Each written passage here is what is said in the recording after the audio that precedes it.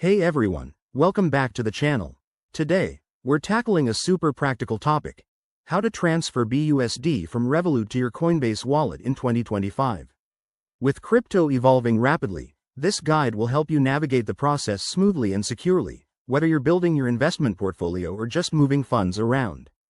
BUSD, or Binance USD, is a stablecoin that's perfect for these transfers because it holds its value steadily. Let's dive right in. First, make sure you have both the Revolut app and Coinbase wallet set up on your device. Double-check that your accounts are verified and funded. Nothing worse than starting a transfer only to hit a roadblock.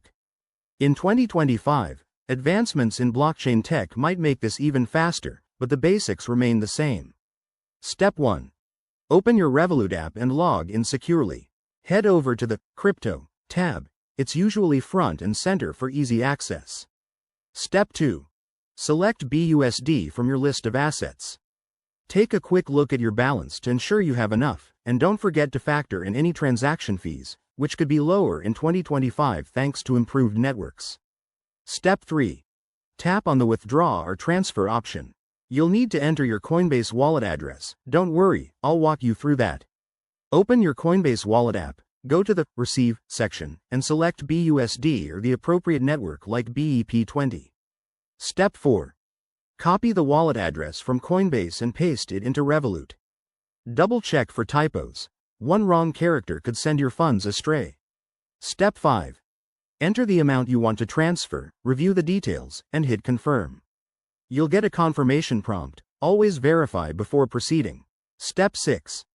Once the transaction is initiated, keep an eye on your Coinbase wallet.